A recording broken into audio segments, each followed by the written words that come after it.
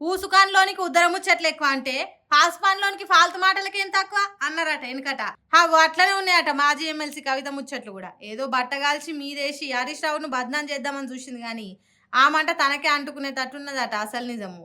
రేవంత్ రెడ్డి సర్కార్లో ఒక్క హరీష్ రావు నియోజకవర్గం సిద్దిపేటకి under ground drainage పనులకు పైసలు ఎట్లొస్తాయి, సీఎం రేవంత్ రెడ్డి మాజీ మంత్రి హరీష్ రావులు ఒకటి కాదా అన్నట్టు మాట్లాడింది కదా కవిత.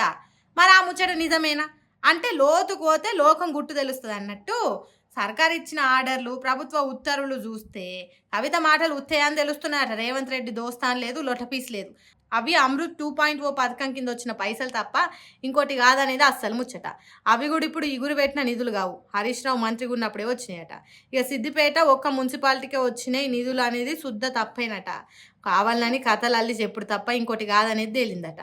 మహబూబ్ నగర్కు 603 కోట్లు, వరంగల్కు 551 కోట్లు, కరీంనగర్కు 180 కోట్లు, సిద్దిపేటకు 141 కోట్లు వస్తే ఒక్క సిద్దిపేటకే వచ్చినాయని ఎట్లా చెప్తుంది అంటున్నారు. ఆ ముచ్చట సర్కార్ ఇచ్చిన ఆర్డర్లలో ఉంటుంది.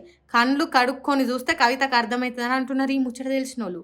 ఇంకేమన్నా ఆ పైసలు రేవంత్ రెడ్డి సర్కారే ఇచ్చింది అన్నట్టు మాట్లాడింది కదా. కానీ 141 కోట్ల రూపాయలల్లా రాష్ట్ర సర్కార్ ఇచ్చింది ఉత్త 36 కోట్లేనట.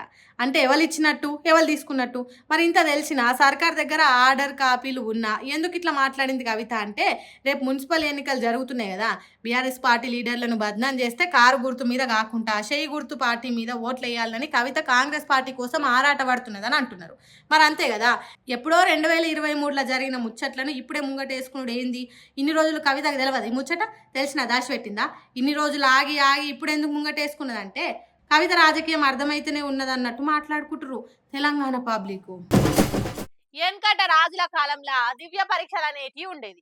అదే దొంగతనం చేసిండని అనుమానం వస్తే వేడి నూనెల చేతులు పెట్టాలి, కాలుతే దొంగతనం చేసినట్టు, లేకుంటే కాలకుంటే చేయనట్టు, నిప్పుల మీద నడవాలి, కాలు కాలితే తప్పు చేసినట్టు, కాలకుంటే చేయనట్టు అనేది ఉండే.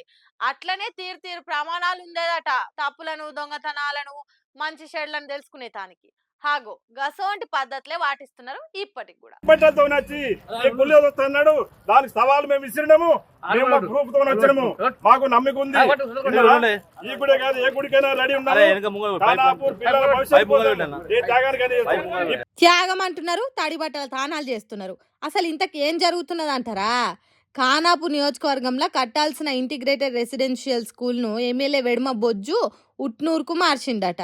నల్లికుట్లోడు నలుగురికి తెలవకుండా చేస్తాడన్నట్టు ఎమ్మెల్యే మాకు ఖానాపూర్కు కసి తీసుకున్నట్టు చేస్తున్నాడు, అందుకే రెసిడెన్షియల్ స్కూల్ను ఏరే దిక్కు మార్చిండని కోపం చేసిండ్రట. ఎందుకు ఇట్లా చేసిండని అడిగితే ఖానాపూర్లో ఏ దిక్కు చూసినా సర్కార్ జాగా కానొస్తలేదు, అందుకే ఉట్నూరుకు మార్చిన అన్నాడట. కండ్ల ముంగట ఖానాపూర్ సర్కార్ జాగా సరిపోనున్నది, ఎందుకట్లా మార్చిండ్రు అంటే ఎమ్మెల్యే సాబ్ సవాల్ ఇస్తుండట. ప్రభుత్వ స్థలం చూపెడితే తడి బట్టలతోని పోచమ్మ గుడికి వచ్చి ప్రమాణం చేస్తానని చెప్పిండట ఎమ్మెల్యే బెడమ బొజ్జు. హాగో అందుకే నువ్వు కాదు మేము కూడా చేస్తాం తడి బట్టల ప్రమాణం, నువ్వు చెప్పిన కాడికే వచ్చినాం, బట్టలు కూడా తడుపుకున్నాం, దమ్ముంటారా ఎమ్మెల్యే సాబ్ అన్నట్టు సలి పెడుతున్న చల్లటి నీళ్లు ఒంటి నిండా పోసుకున్నారు.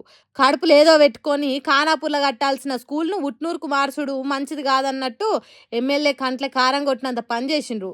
గుడి ఏదైనా మంచిదే, ప్లేస్ నువ్వు చెప్పమన్నా సరే, మమ్మల్ని రమ్మన్నా సరే, ఒక్కడివే వస్తావో ఒక్కొక్కరిని ఎంట పెట్టుకొని వస్తావో రా ఎమ్మెల్యే సాబ్, కానీ ఖానాపూర్ నుంచి రెసిడెన్షియల్ స్కూల్ను వేరే కాడికి పంపొద్దన్నట్టు చెప్పిండ్రు ఖానాపూర్ లీడర్లు.